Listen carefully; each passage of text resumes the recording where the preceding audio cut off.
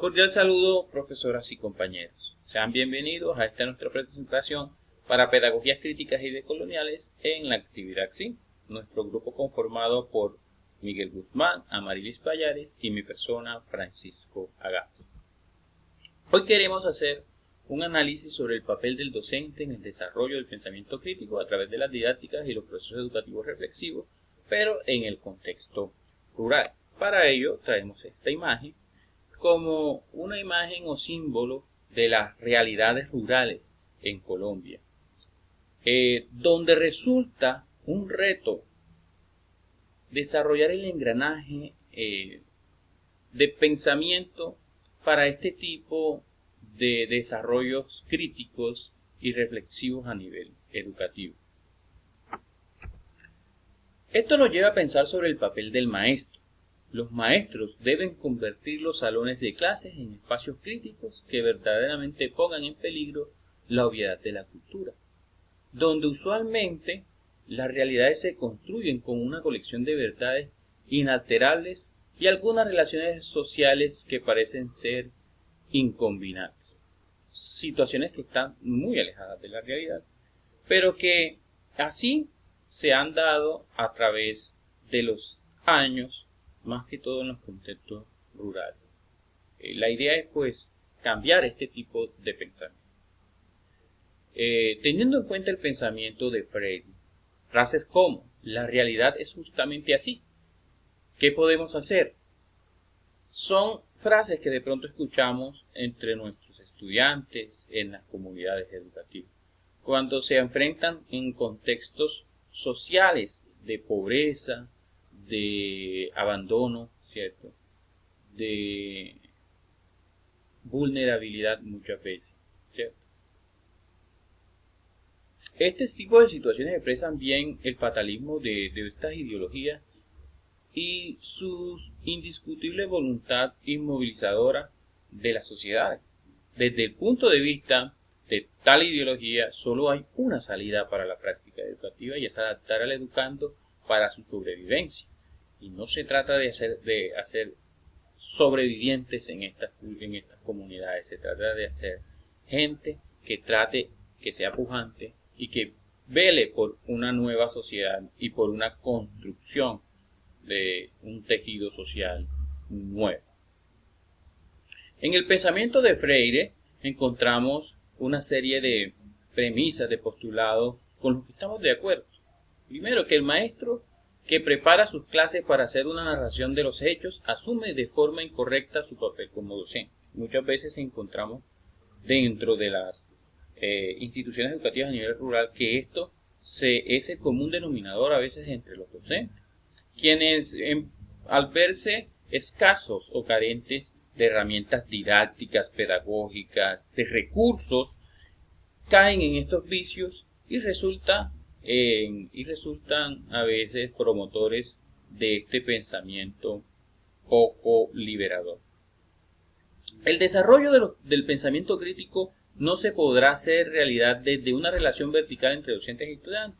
Y muchas veces caemos en ese círculo vicioso en que el estudiante y el docente son los que hacen la educación en los contextos rurales, y de ahí, desde ese círculo, no es posible salir siempre y cuando no abramos la mente y las posibilidades para que se pueda construir un verdadero conocimiento, una verdadera sociedad, ¿cierto?, a través de la interacción de todos los entes de las comunidades educativas. Una educación crítica permite que tanto docentes y estudiantes tengan la posibilidad de aprender en un proceso dialogante más no depositante. Muchas veces funcionamos como los depositantes en el estudiante, como si estos fueran una caja vacía y ahí vamos a depositar el conocimiento y demás. En las comunidades rurales es muy frecuente que las barreras intelectuales hagan que los estudiantes se sientan como esas cajas vacías y de esa manera ven al profesor como el que le depositará el conocimiento que ellos luego deberán desarrollar y luego deberán utilizar. Sin embargo, en esta pedagogía crítica se busca que haya una deconstrucción de conocimiento de parte y parte y luego una construcción significativa para que ese conocimiento sea apropiado luego en los contextos de cada una de sus comunidades. En este sentido, resulta importante los compromisos que Freire planteaba para que un educador pueda llegar a desarrollar pensamiento crítico y pueda desarrollar estos procesos reflexivos en educación. Para eso es necesario vincular la teoría y la práctica, y es así como debe resultar. En el campo, la teoría muchas veces está alejada de las prácticas rurales, que son muchas veces agropecuarias y ganaderas, porque la educación está, está inclinada hacia una industrialización, hacia una globalización, que a veces obvia estos sectores primarios.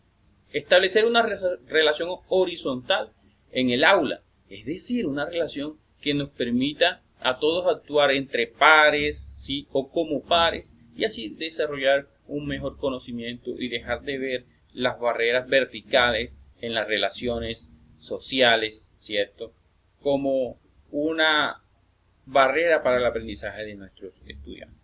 Ser coherente con las palabras es significativo para podernos dar a entender y también manejar un léxico con estos estudiantes que les llegue, ¿sí?, desde sus contextos lingüísticos. Leer textos desde el contexto implicaría también eso, ¿sí?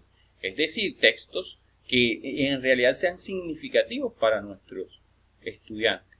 Sentido crítico, objetividad y subjetividad. Manejar todo este tipo de aspectos nos van a ayudar a que el estudiante adquiera un mar de conocimiento, un mar de criterios para ellos también poder de una u otra manera ser crítico frente a sus contextos.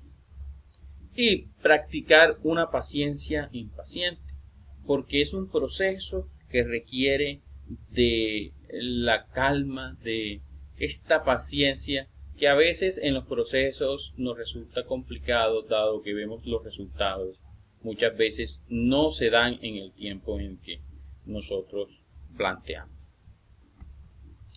El educador comprometido tiene que entender que enseñar exige la corporización de las palabras por el ejemplo. Es decir, que el ejemplo nos sirva como aquel imaginario que le dará ese cuerpo físico a las palabras para que los estudiantes nos logren entender todo aquello que queremos transmitir. Obviamente, desde esos contextos rurales, los ejemplos deberán ser aterrizados a sus prácticas diarias y cotidianas.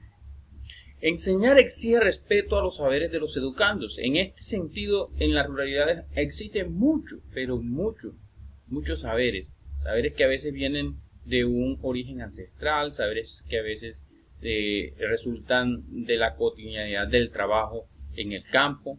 Y todos ellos tienen su valor. Muchas veces los despreciamos, pero ahí están y siempre están interactuando con las realidades de nuestros estudiantes.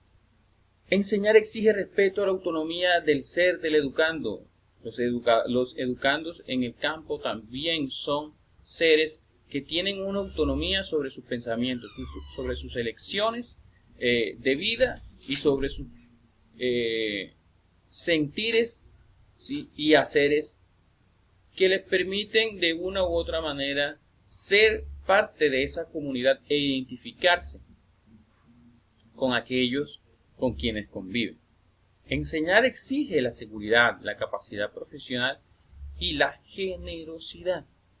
Es decir, que nosotros como profesores, como docentes, debemos tener la seguridad y la capacidad profesional para poder llegar al estudiante con pedagogía flexible, con procesos educativos flexibles, con una generosidad en el saber administrar el saber. La pedagogía del oprimido deja de ser del oprimido y pasa a ser de la pedagogía de los hombres en proceso de permanente liberación. Esto cuando ya se alcanza un pensamiento crítico y digamos una continuidad sostenible de la educación liberadora. Enseñar exige también saber escuchar. Nadie es sí se prohíbe que otro sea. En este sentido, todo este pensamiento nos ayuda a comprender el respeto mutuo y el respeto por los derechos de los demás.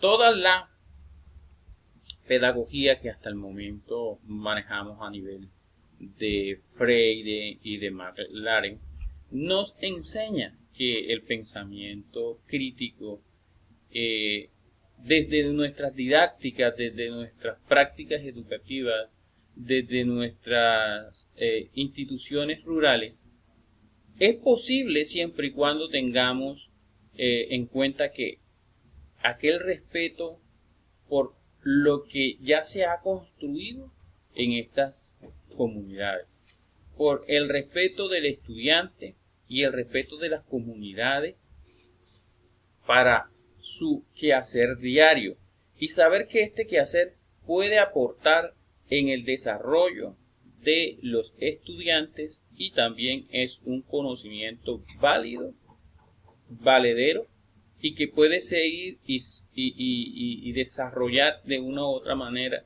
y desarrollarse de una u otra manera a través de las diferentes ciencias y disciplinas que enseñamos en las instituciones.